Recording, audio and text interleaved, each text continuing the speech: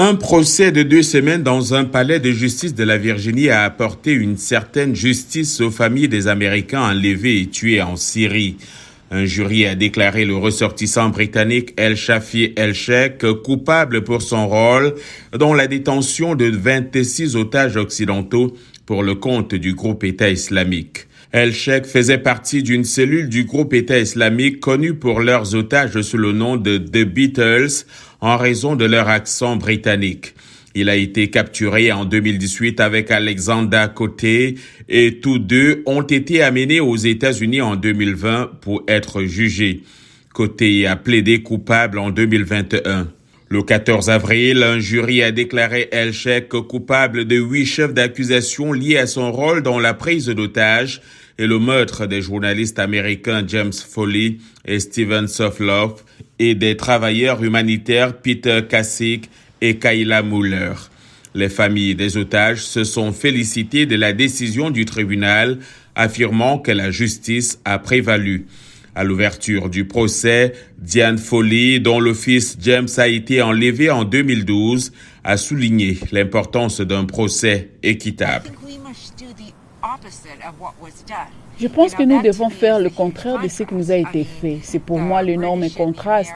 Je veux dire, les otages britanniques et américains n'ont rien reçu. Ils ont été traités comme des animaux, ils ont été torturés, affamés, ils n'ont reçu aucun élément de justice. Je pense qu'il est important que nous montrions comment les gens civilisés devraient réagir face aux autres. Et c'est pourquoi, selon les experts, ce procès revêt une importance majeure. Les familles d'otages américains ont exprimé leur souhait que les personnes impliquées dans l'enlèvement et le meurtre de leurs enfants soient tenues responsables de leurs actes devant un tribunal américain. Cette affaire montre vraiment comment ces familles ont été à l'avant-garde et comment elles se sont battues avec persistance pour leurs enfants.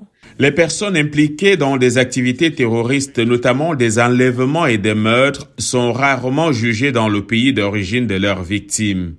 Randall Rogan est professeur de communication à l'université Wake Forest en Californie du Nord. Pour les États-Unis et je pense pour les autres pays, cela démontre jusqu'où le gouvernement et les autorités américaines sont prêts à aller pour tenir d'autres personnes responsables de la mort d'Américains hors des États-Unis, en particulier dans des circonstances aussi flagrantes. Le procès d'El Sheikh ouvre la possibilité aux organismes d'application de la loi américaine de poursuivre des affaires similaires contre des ressortissants étrangers responsables de crimes contre des citoyens américains à l'étranger, estime M. Rogan.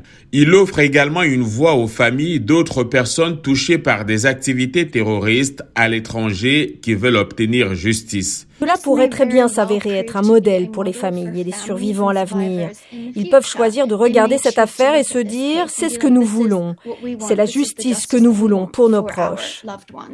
Pour que cela se produise à nouveau aux États-Unis, dit Mme Fauger, il faut poursuivre une coopération multilatérale efficace avec les alliés et partenaires américains dans le monde entier.